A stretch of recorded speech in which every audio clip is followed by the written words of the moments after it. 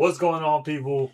It's your boy Colin Phillips. So this is our crypto chat. You know what I'm saying? Fireside chat. We're gonna figure out what's going on. Try to get to the money. You feel me? So I'm here with James Roop. Is that how you pronounce it? Yeah, Rupe? yeah, James Root. Okay. So he's like crypto master right now. He was like talking to me, and I didn't know what was going on. He was like saying all this stuff. So like, okay. So one thing I want to know is like, what do you think?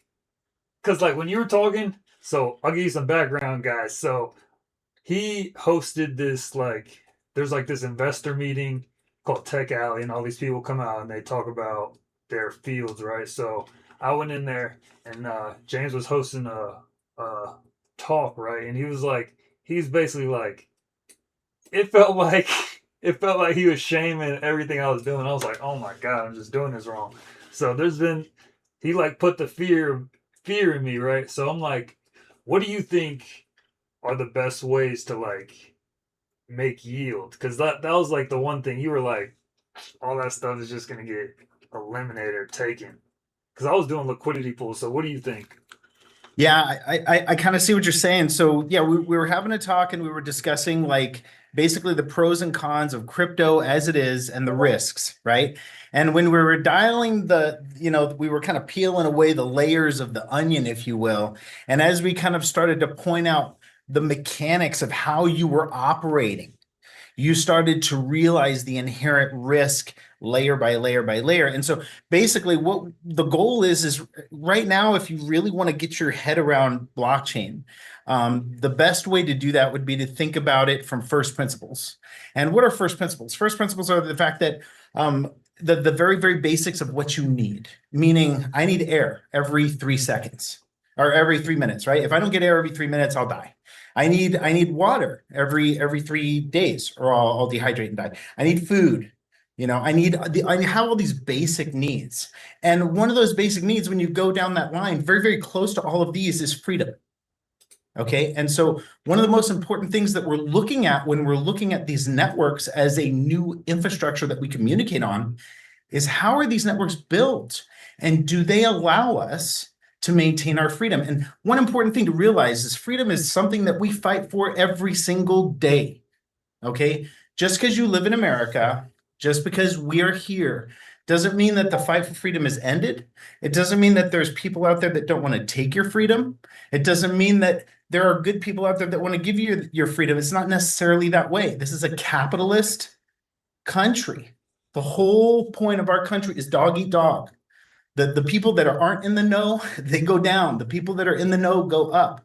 And so understanding blockchain kind of puts you in the know, because when you understand the why of why it's here, then it helps you kind of weed through the BS. People can sell a narrative only so far until you're like, well, that's just not even why it's here, so it doesn't matter. And so I kind of try and teach the why of blockchain. Why is it here? Because there's basic fundamental reasons as to why it's here. And when we start to approach it with the first principles view, it's very easy to see, what's good for us and maybe what's not so good for us. And I leave everybody to their own decision.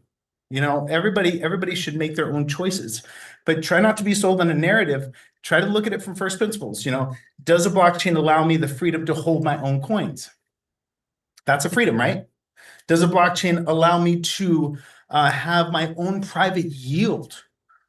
Or do I have to give my money to somebody, a middleman, and then between us, we make a yield, right? So there's freedom in capital growth as well. And so the closer you get to direct capital growth, the more free you get, because you don't have a boss, you don't have an overseer, and you don't have a regulator. You can grow directly from an economy. And so this is what properly built blockchains are looking like. And what you're seeing in the frenzy of it is a lot of very smart people and they want to take a lot of money from a lot of people that really don't want to dig very deep and figure out what the truth is. What they're building little walls and bridges, and they're having you pass through the wall and bridge to gain access to something that you natively have access to right now on your computer without a middleman. And if you follow the protocols and you learn a little bit, you get to weed those guys out completely, generate revenue privately, and that's where you're starting to really do blockchain.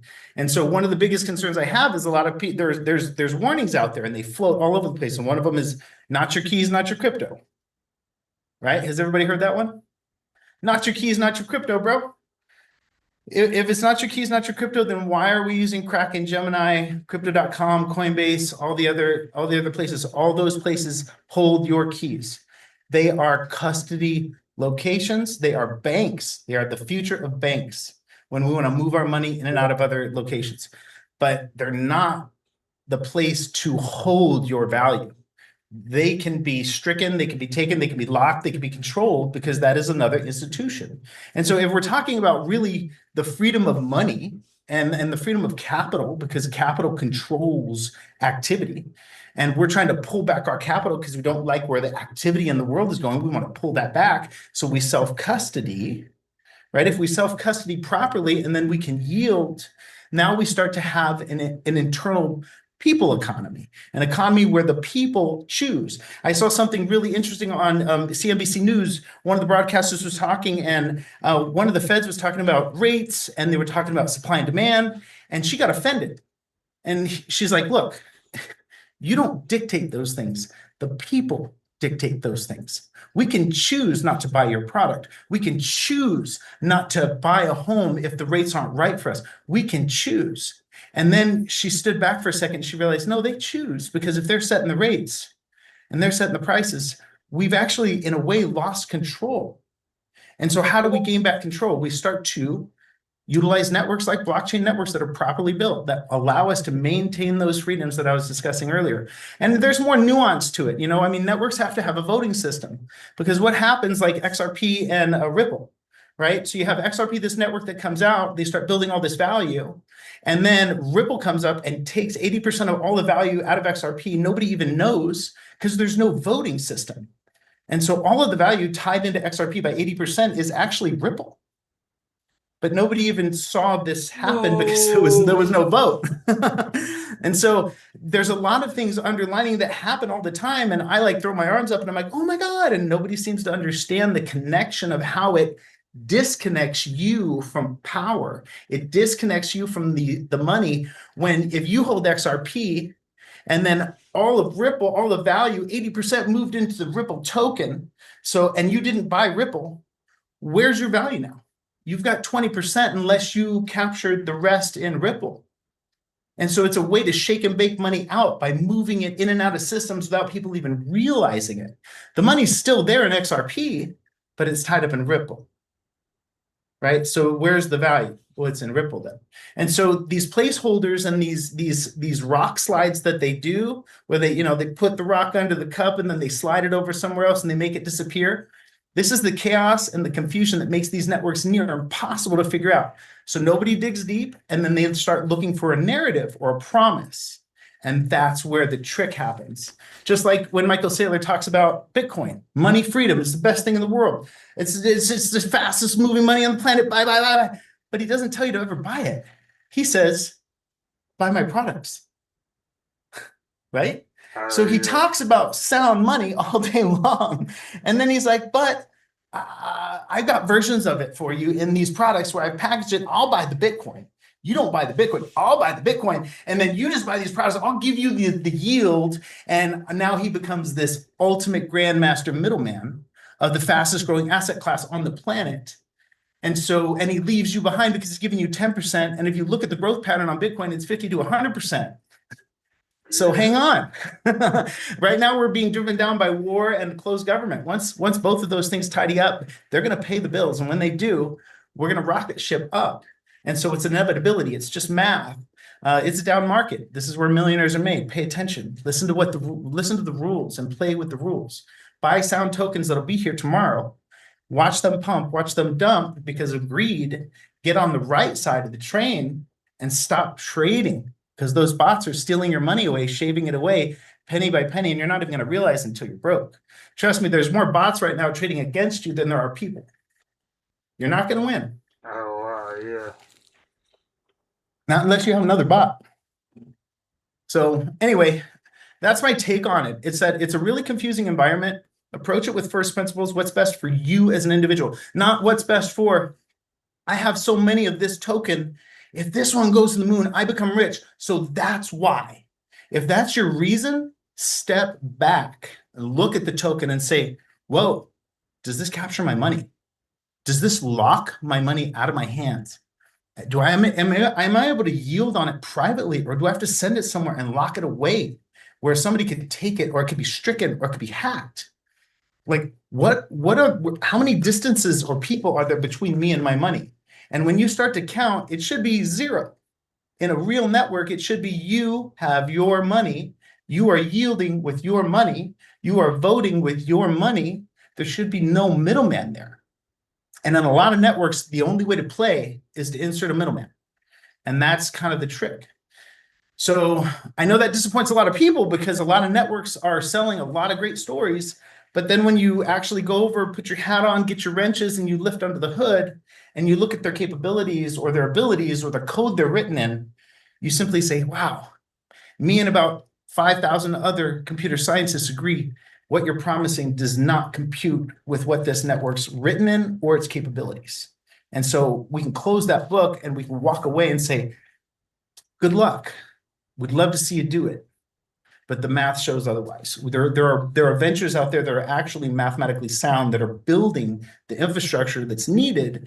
And if it's working and it's doing it right, it'll contain all the elements of freedom. And you won't see too many people marketing it because they don't have a vested interest in you.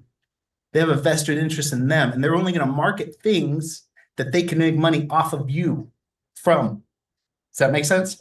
Why would I push something? Why would I pay $5,000 in billboards on Cardano when I'm not going to make money if you buy Cardano? You are. Because you're holding it. You're yielding on it. Like, I just know. And so I make my yield. I make my money. I don't have to worry about it. But there's no sense for me to market it. People will figure it out. People will get scammed enough, they'll get scammed enough, they'll get scammed enough, and they will trickle into real money eventually. And that is what history proves every single time. And what is real money? Real money has to have a fixed supply. It has to be accessible. It has to be accepted everywhere. It has to be fungible, right? That's acceptable. And it has to be able to maintain its value over time. And so it has to be secure. All of these things matter for real money over time. Bitcoin has the metrics. Cardano has the metrics. A few other networks have some of the metrics, but most of them also run with a narrative and an owner or a controller. And that's not freedom either. People are like, I buy gold. I buy gold. That's all I buy is gold. What do you mean? You buy gold bars? No, man. I buy gold bonds. Well, that's not gold. That's a paper that somebody gave you. That's a promise for gold.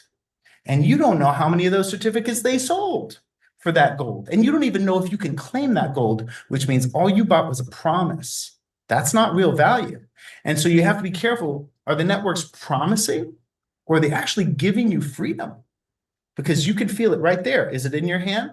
Did you just get a deposit? There was no trading involved and you're just making money as the network grows?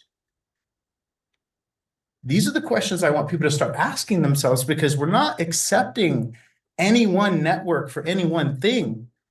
We're actually deciding the rails that we're going to be communicating with each other globally right now. And if we choose rails that eliminate the door of freedom, these are going to be some really bad chains that we can't escape because they're global now. We can't even hop countries to get out of it. It's going to tie us down, period. And that is a scary thought, which means we need to choose wisely. We need to choose out of the hype and into the facts. We need to look at it all around and make sure it protects us as an individual, not as a community and a group, but as an individual. Because if the individual is protected, trust me, the community and the group is protected too. But it doesn't take all of you to be protected. It should just be protecting all of us individually the same way. And so these networks really matter. Their security matters. Their predictability matters. The fees matter. Is there nefarious activity that happens under the hood? That matters, right? Do I want all my money scraped away slowly because there's front running, right? Ethereum has built-in front running. 60 Minutes did a whole expose on front running found in the stock market. So now the stock market is a scam because there's front running in it. But nobody seems to care that front running is built into Ethereum. Like, come on, guys, we got to connect these dots. If there's bad behavior built into the network, no bank is really going to use it. Not for real. No bank is going to take a loss in their transaction because of nefarious code that steals a little bit of their money because of the right to use the network. They're going to go elsewhere, and they've already announced that they are. I was watching the bankers conference when they were talking about finance and the new integration with blockchain, and they specifically stood up in the room and said, look, we can't use a network called Ethereum. There's front running built into it. Oh, The wow. networks don't work. We're not going to move $200 billion cross country and take a hit because of front running. So we're not using that network. And then he sat down. And so people were trying to push it. And then he stood up and he's like, no, we're not using it. We have to be able to account for the dollars. We can't use networks that have nefarious activity. We have to use planned, thoughtful networks that we can rely on. And if you think about it, like with any kind of common sense, you're like, well, that's kind of true. If I was a business and I'm moving millions, hundreds of millions of dollars all the time, I certainly would want to make sure that I'm on a safe network. And so the reality is a lot of what's come out has been show and pony to distract you from buying the right kind of assets so you don't. And so look for the things that really provide freedom and utility, that have fixed supply, that don't lock you out, that allow private yield and have voting. And you'll find they're not advertised, they're very quiet, yet they've been here for decades, just as long as other networks, which means they're not going anywhere. And they're slowly growing in their ability and their tech. Once they hit a certain growth point, it skyrockets because the integratability and the trust is there.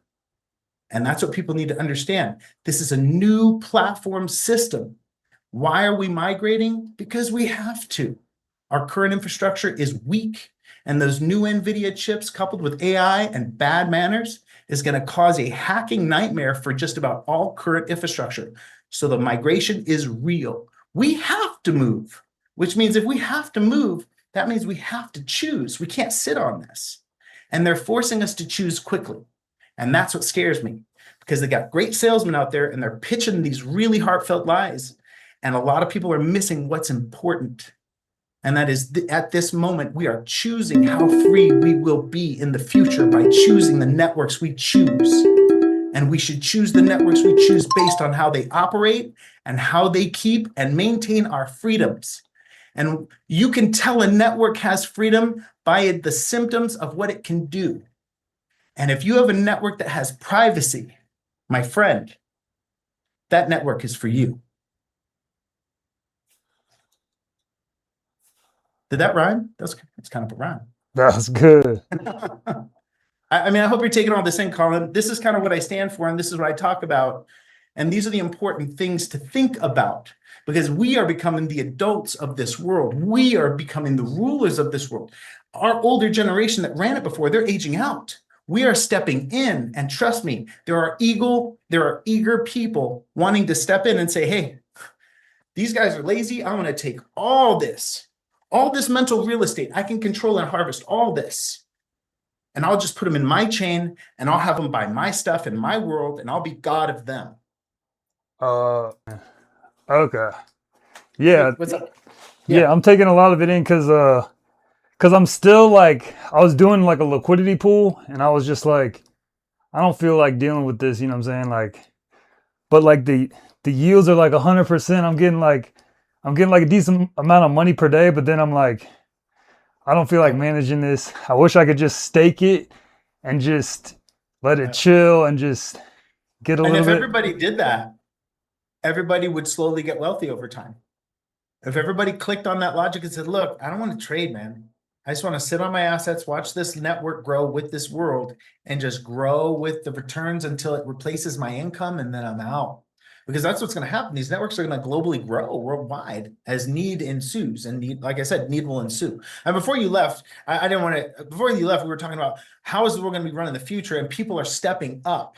And they're trying to, they're like, hey, a lot of these people are lazy. I'm going to capture this. I'm going to capture this. And so we have to understand, like, people like Brad Garlinghouse that are part of big banking and big system that the whole reason Bitcoin is here is because big banking and big system crashed the housing market to make a profit. So we're Yeah. trying to say, hey, if these big boys are hurting us, and they have no interest of ours except to make sure they maintain their riches, then why would I support a chain that homeboy's got just because he has connections to the same system I'm trying to leave? Oh, he's got Uh, connections in. He'll get it in there. What do you mean he'll get it in there? Yeah, he'll get it in there for his benefit, not yours. And that's why we are migrating. We're leaving. Where the whole boycott is that, hey, this is not a fair playing field. Everything is cooked. We're stepping back. We're okay, going to yeah. self-hosted global networks that we host and we know are true. And we're putting our value in those networks because we don't trust your environment. That's the big message that nobody's getting because they're jumping on the big boy's new chain that's promising the same thing that Bitcoin's promising, but it's just another chain for you because they're going to put you in their environment and they're going to lock you in and they're going to pump you and drive you down and promise you, and that's it. And the truth is if they're not building real freedom and utility, then what's the point anyway? If the money comes back, you're locked in their dungeon forever. And this is real. This is not a joke. This is about real freedom, real global freedom. And if we don't start to think that way, that trap is going to slap shut before anybody knows what's going on, and it'll be over. It'll be over. Has anybody even looked at networks like Bitcoin and Cardano over like all the other ghost networks out there that are trying to, I think, entice people away? I really do. Yeah, I was thinking about you were saying like XRP, like oh how Ripple owns like 80% of it. Cause 80%. like well I was thinking like if you put your money into XRP and then they took that and they turned it into a stable coin, then that's what Ripple is basically that stable coin, I guess. You know what I'm saying? Is and Ripple's that stable coin. So that stable coin is transacted on and holds that value in there. What about the XRP holders? What about when they say, hey, I want to get my money out? I'm done. I want to cash out.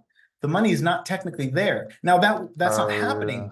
But what it does is it creates a dam of value that can't get out. And so the money is an illusion to the people that have it in XRP. Now, is it gone? No.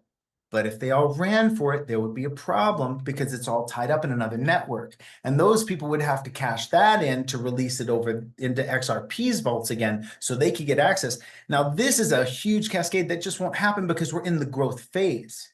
Okay. Right now, if you look at the parabolic arch as these new networks are forging, you're going to see none of the negative and only the positive because everything is in a growth phase. All boats rise. All money is moving out of an archaic situation that's stored by individuals into these so-called networks, right? So all boats are going to rise. The problem is none of the negative symptoms in these networks will reflex until we start to hit the peaks. That's when we're fucked. So you can write them up, but then what network will your kids be handed? What network will your yeah. kids be handed? They're going to be the ones handed the network that really fucks them and puts locks on their arms and does some, I don't know. But my point is that we're choosing for the future, so we can't choose off of our favorite narrative. We really have to look at those first principles. We really have to look at the freedom components. We really have to look at the symptoms of freedom. Privacy is a symptom of freedom. When you have privacy, you know you have freedom. You can't have privacy without freedom, right? Because that means somebody's watching. Somebody's already keyed in. There's already a third party there. You're not alone. When you have privacy, you have freedom. So if there's nothing else out there, if you can't understand all the things I'm talking about because it's complex and it's multi-level, right? Then look for the concepts that protect your freedom. Self-custody, private yield. That's a big one, you guys. Private yield. How many places in the world can you grow your money while it's in your own hands? Think about it, you guys. Even if you're in a bank, it's in the bank's hands and you're growing interest. If it's in a stock, it's in the broker's vault. How many places can you actually stick it in your own private wallet, offline cold storage, and it grows I'm telling you, when you really boil it down, you guys, there's not many places at all. In fact, that was what attracted me to Cardano because it's the only one.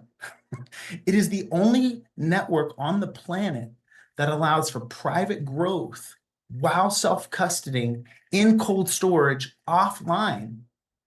And they call it rewards because they want to get around a technicality of the US law. So you can't tax it. So these guys, Cardano was designed in a really unique way. You know, they peer-reviewed researched this guy through multiple universities, right? They took 5 years and they figured out how they could employ a fair system that wouldn't monopolize and gobble itself up. And it's tricky. It's trickier than you think. A lot of people don't understand why Cardano nodes fluctuate in interest. Wait, Why would they? could Why would? Why would they? can Why you would they explain fluctuate? what a node is to people? Well, a node, just like on the Bitcoin network, there's validators, right? And so validators, people with money can go in and they can build a validator and they can start authenticating the Bitcoin network. We could do that on any blockchain, and on Cardano, it's no different. There are validators there. In fact, one of the unique components of Cardano is when you build a wallet, you can actually run a node and become an instant validator right there and actually add infrastructure to the network. So what's unique about that statement is a lot of networks have problems when they scale.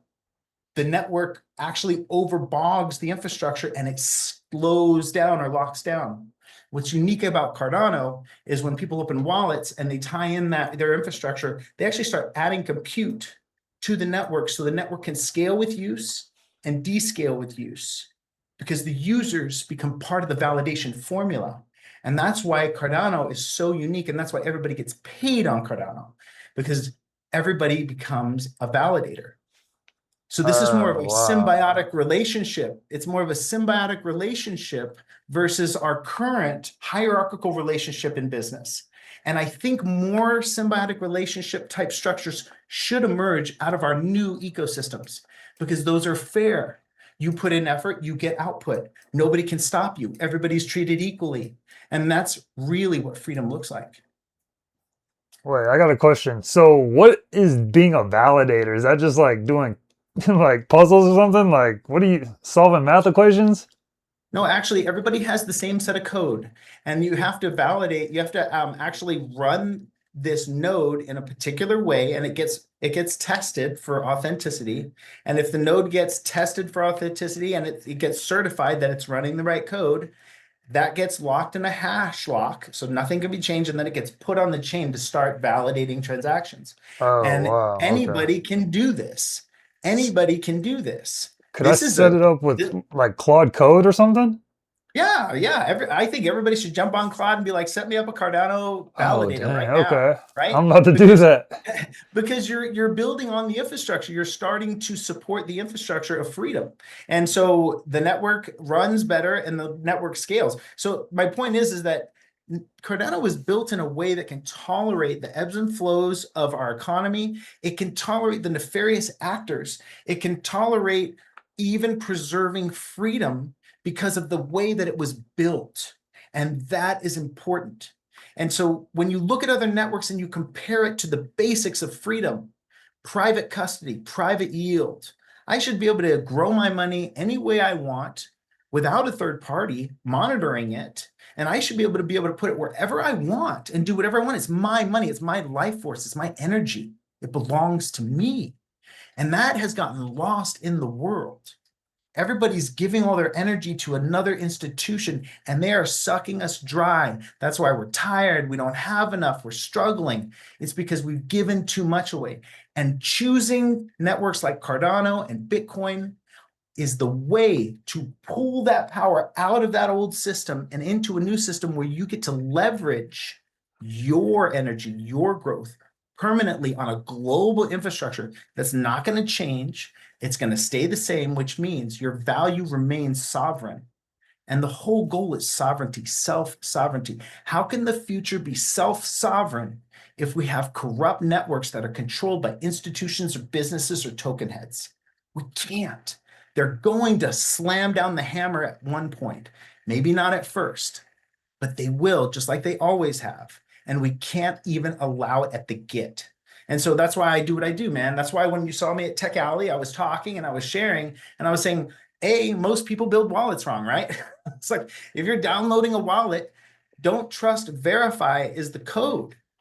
Why would you trust a wallet that somebody built and put up for download? You need to learn how to build a wallet, right? Bro, And then anybody watching this is like, what? what? But that Damn, is okay. one of the basics that they don't get out there, because if they built your wallet, they could have a back door. No matter what they say, they could. And then one day they slam the door shut and you've lost your money. I teach people how to build private, one of a kind, unique wallets off of the core chain that no computer has ever seen.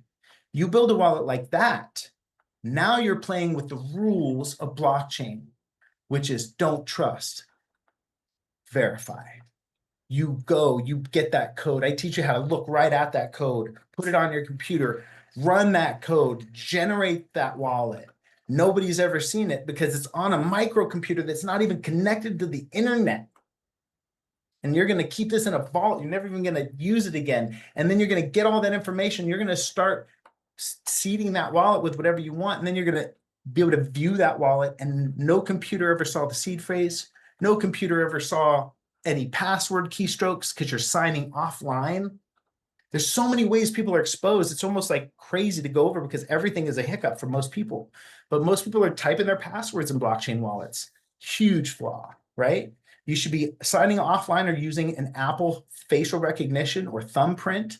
Those are side chips and those can't be hacked, right? We need to get away from giving the data to the computer, because once the data has it, or once the computer has it, now with AI and agents and these new NVIDIA chips. I went to a conference here a year and a half ago, and they were concerned. The whole reason for the hacker conference was these NVIDIA chips are going to be hacking through our basic infrastructure in about 15 minutes. They're that fast. And you put a nasty AI with some good habits in there, and he is going to wreck the system overnight, especially if he can duplicate himself and hold 1 billion people hostage instantly. Right? Like, we have to consider the mass effect of a bad AI running through a system uncontrolled. And that's why you realize, wow, they're pivoting to blockchain, not because they want to, they have to. When we were looking at the numbers, blockchain was the only thing that the current NVIDIA chips couldn't touch, not even close. So we're safe if we migrate our data into there. So now the big question is well, which chain are we migrating our data into? And hence the revolution occurs. Now we've got thousands of chains with people saying, pick me, pick me, pick me. And they're all in line to be God for the next global economy. And the right choice is don't choose those guys. Choose the network that protects you. I think we're running out of time, Colin. I don't know. We're good. Yeah. We're at like 30, 33 minutes. But, Are we? so wait, so what do you think about like, you heard of Monero, of course. That Yeah, of one's like course. super privacy coin. Is there something would you recommend that? Well, so here's what you have to understand. Infrastructure is going to be tied in like spaghetti noodles. And so it is highly unlikely that one chain that does one thing that requires a token to hop from one chain to another to do the job and then hop back is going to survive. It makes more sense that Monero be the test case for privacy and how privacy works, and then a more modern global chain will absorb the technology and allow privacy to function within the chain. Hence, no chain hopping, no atomic swaps necessary, no risk for any hacks. It's just all seamless. But the trick is you have to find a chain that knows how to absorb new and augmenting tech, because that's one thing that's always happening. So if anybody listening wants to do a project, find out what chain that exists in the world today has the ability to roll in new tech without forking. And I'll give you a name. It's called the hard fork combinator. Find out what chain has it, and you'll find the chain that can't be beat by something we haven't thought of yet, because it can simply just absorb it and keep moving forward. And that's important, because a lot of chains die because a new idea or tech comes up and they can't move the code, and they just die because it's a complete rewrite and they can't do anything else. So being able to adapt to new tech absorb it, and roll forward is a huge factor. And there's only one chain out there that can do it. So you guys research which chain can, and that's probably a strong candidate for a future survivor in an environment that's going to be latent with a whole bunch of bad actors trying to get your money, trying to control all your assets.